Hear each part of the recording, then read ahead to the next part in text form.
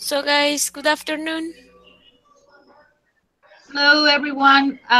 Good afternoon to all.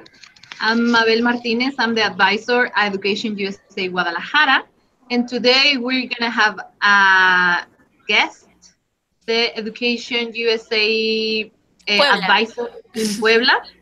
Her name is Linda Jose, and she's going to talk about the life student life in the United States. So I let you begin with the talk, Linda. Thank you so much, Mabe. Hi guys, good afternoon. Nice to meet you. Well, nice to listen to you. Today we're going to present student life in the United States. If you have any question, please let me know at the end of this presentation. I'm going to solve the questions you have, and also you could sit me, okay? Now we're going to start. First of all, important information, important data about education in the United States.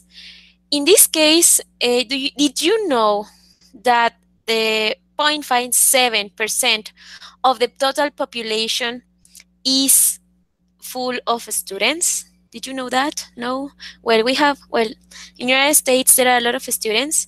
It has 21 million students in higher education, guys. So it's a huge number in the United States.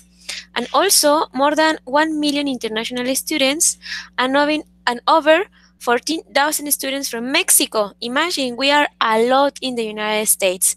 So that means that we have a lot of opportunities, we have a lot of chances to go to study there, and it's not impossible, guys. So United States, as all of us know, or as almost all of us know, is the most popular country in the world in terms of attracting students from other countries. In this case, why is so popular United States? It is popular because it has a huge variety of universities. Also, it has a lot of academic programs, a lot of bachelor's degree, master's degrees, a lot of courses that you can study in there. Here, sometimes in Mexico, there are some bachelor's degree that we do not have. So in the United States, you're gonna find all of them, even the most strange bachelors, as sometimes we could see. Okay, now the types of institutions that the United States has, there are like two different: community colleges, and also, well, public community colleges and universities, and then private universities and colleges. Well, first of all, what is the difference between a community college and the universities? The huge difference is that in the community college, you're going to study like 2 years, 3 years, and that's it. And in the universities, you're going to study at least for 4 years. Of course, community colleges are cheaper than universities. But of course, both are gonna prepare you in a very good way. So if you study in a community college, you're gonna finish in a very good way. You are going to have opportunities of working, of course, and also if you start in a community college, you can transfer to an university. So imagine you study 2 years of community college, and then you want to continue your studies, so you can do it in a university, and it's cheaper, and of course you have a lot of capacities to do it. So it's not like it's not sometimes we can think like, oh, it's a community college, maybe the kind of education is lower, or the kind of teaching is different. Of course not. It's the same as the universities, guys. So both are very good options in the United States. And as I already told you, first of all, you can start with community college. You pay less, and then you transfer to a university. For example, if you transfer, you have just 2 years of studying in a university. So you start 2 years in community colleges, and then the last 2 years you're going to study in the university. Is a good chance that those kind of schools give you. So we recommend, of course, that you study in public schools, because private schools sometimes are uh, very expensive, and well, there are not so many options as public schools, guys. So of course, sorry, is missing something about the nonprofit schools and language centers. In this case, you can have technical programs, English courses, just summers or periods of times that are shorter than the other kind of schools, guys. And also is very accessible for all students, and of course you can find different kind of teaching in this kind of language centers. Then we have something that it's very important that you need to take in count, that is accreditation and national rankings, guys. If you're going to study and the university is not accredited, so in here we're going to have a huge problem because your studies are not going to be valid by any kind of institution. So you must be very careful about the accreditation of the university. There are EducationUSA has a, a platform, a link where we can check if the university you are applying has an accreditation or not. So if you have any question about it, please ask to the advisor. And of course, in here it says the goal of accreditation is to ensure that the institution of higher education meet acceptable levels of quality. That's true. This is because of the Department of Education.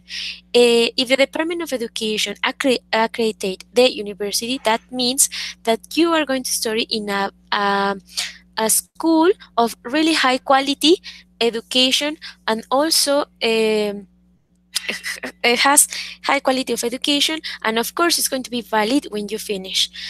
So also, studying at an accredited institution is critical. It means that your degree will be recognized by employers, organizations, and other institutions, as I already told you guys. So if sometimes on internet we can find a lot of scams.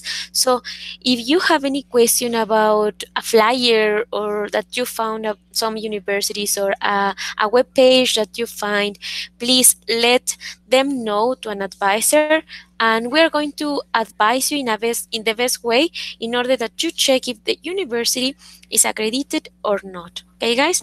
So another thing, the classes. Well, the classes normally are from 2 to 3 times per week, 50 minutes. And also, well, we have like Monday, Wednesday, Friday, 50 minutes, and Tuesday and Thursday, 1 hour and 15 minutes, guys. Once a week, like 2 hours, 50 minutes, guys. So classes can vary from 100 students, a lot, and also less than 10 students. So it depends of each university, of course. It depends of the courses, it depends of the subjects. Not all of them are totally the same, guys. It's not like a rule.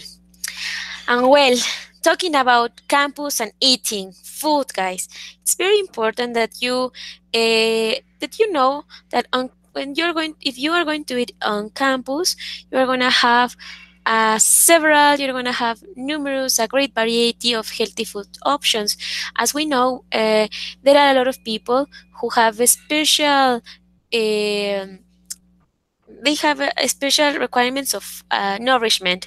For example, a vegetarian or international choices, even that you're going to find in the cafeteria of all the universities in United States. As you know, United States is a huge country with a great variety of students from around the world. So it's multicultural. You're going to find people from all the globe. So that's why cafeterias are really prepared for this kind of people, in order to prepare food of their countries, and also in order to prepare special kind of food that you can eat without uh, care, without having any trouble, right? Because as you know, when we travel to another countries, sometimes a little bit difficult the food, because we can get sick, and imagine that is a little complicated, those kind of things. So if you don't want to take any risk, eating on campus is a very good option, and the food is so delicious, guys. I really recommend. You can find food from your country, and it's also really delicious, and it's in a very comfortable and cheap price, guys. It's better to eating inside than outside, because outside sometimes it's a little bit more expensive, and the variation of food, well, yes, we have a great variation, variety, sorry. However, as you know, it's not sometimes very healthy. Okay, well, students organization, guys, in this case, all the universities has important events. Some universities has a group of students who organize parties, who organize multicultural events in order to integrate all international students. So those universities offers clubs, also, for example, multicultural night and international bazaar. Those are like, I don't know if you could uh, compare with a fair, with like a fair, something like that. And also international students organization all campus sing. So you're gonna find a lot of international and cultural events in the universities. So you are not going to get bored anytime, because apart from the studies, you are going to have free time to enjoy yourself with your classmates. You're gonna have fun with. You're going to meet new people from around the world, because, as I already told you, it's multicultural, guys. So you are not going to get bored in the university. Never, never. I swear you. Also, well, when you go to United States, as you know, it's very important the transportation. In United States, the transportation, the most common is the metro or subway. So in this case, you have a card. You can buy this card in all the subway stations, and it depends of the ticket, the cost. For example, an individual ticket costs like $250. There are some other cards like limited trips for 7 days that it costs $29, and also limited trips for 30 days, $104, guys. So you're going to have options. In this case, in United States, the most common is the metro, the subway, as I already told you. The bus is not very common. Well, yes, they have a lot. However, students don't use, well, people don't use as the same frequency as the metro. We have here a video in which you can check how can you refill your metro card, and also how can you buy your metro card. So I guess that we have time to show you super fast, but I don't know how. Oh my goodness.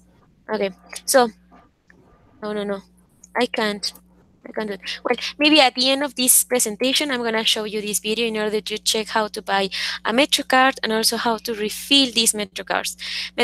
And also something super important, the Metro works the 24 hours per day. So if you don't have any excuse to go around United States at any time, because you're going to have the transportation, and of course is very, very cheap. And the individual ticket, for example, you can use, well, just once, but the trips, the 7 days, you can use several times in a day. It's not a problem, guys. So, and also it's a good advantage that you have the metro working the 24 hours a day. So at the end, I'm going to show you the video, guys. Then we have here the map of the metro stations. It's not complicated. I guess that it's almost the same as Mexican subway, or maybe it's a little bit it's super similar, because, as you know, in Mexico also we have the same colors. We have each color means a line, and of course each color means an station. And well, I guess that if you know how to do it, how the Mexican subway works, you're going to do it as well as in United States. So don't worry about it.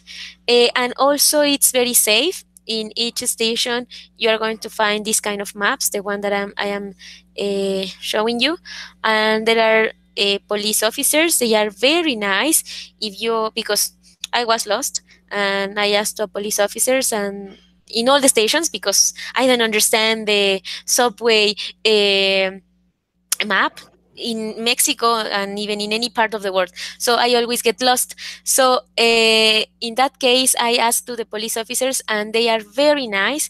They guide you, and also they teach you, try to teach you how it works and how to arrive to your place. And remember that United States is a very safe place. You are not in risk of any kind of things. Okay, so we have two kinds of metros, the local and the express. The local, of course, you're going to have a lot of stops, and in the express it's a little bit longer because you're going to find stops, but from towns to towns, so the stops are like longer. And the metro, the local metro, passes every 2 minutes, guys, so you don't have any excuse to arrive late to any place. Okay, so also, when you go to the United States, it's very important to talk about the banks. Banking in the United States, guys. So there are a lot of banks. The most common are Chase Bank, Bank of America, Citigroup, and Wells Fargo.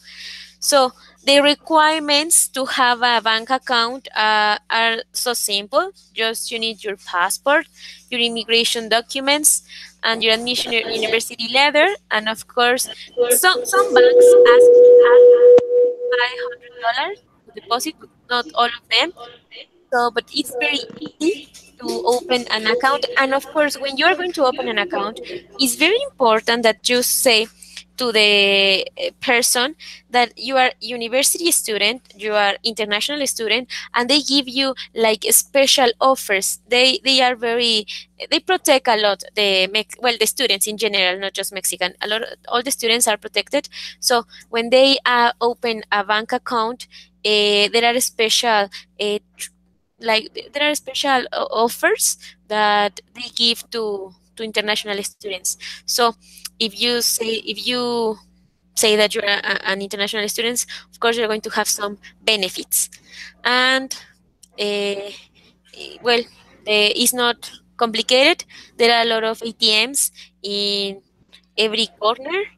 uh, of course, those are open the 24 hours, and you can withdraw money at any time you would like to. And finally, well, something that is missing, guys, it's about talking about health. Sometimes we think that in the United States is super difficult and that they are not going to they are not going to give us the attention, because I have listened some comments like that from some students. But no, yes, of course you need to have a insurance. But for example, imagine that you are studying and you feel a little sick or you hurt.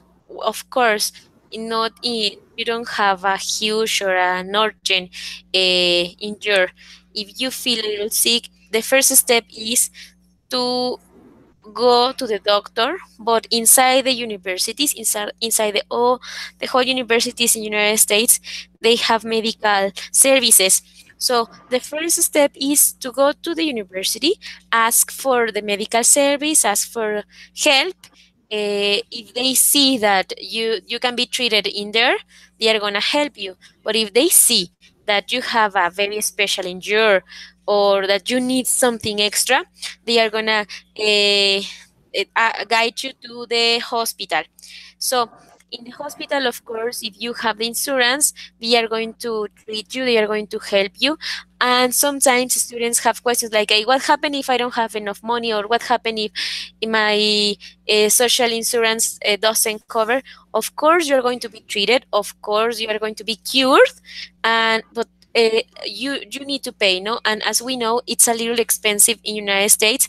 However, you are not going to die. They are going to help you in all moments. Even you don't have in that time the money, they are going to cure, and they are going to help you in the any situation you have. And well, so guys, I guess that for me it's all. I don't know if you have any question. Do you have any question, guys?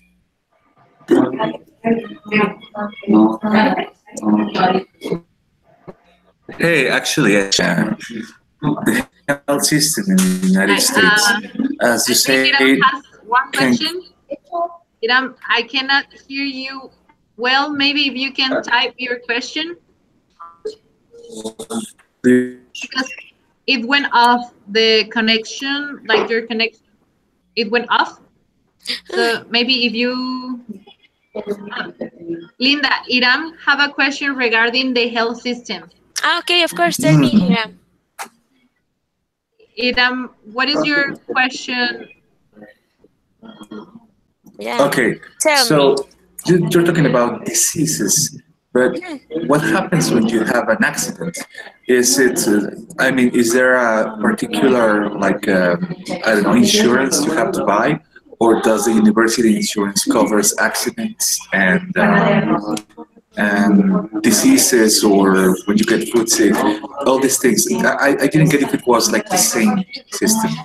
No, it's supposed that in the universities they have medical services. Of course, if you have an accident, if you are hurt, of course, not a huge injury.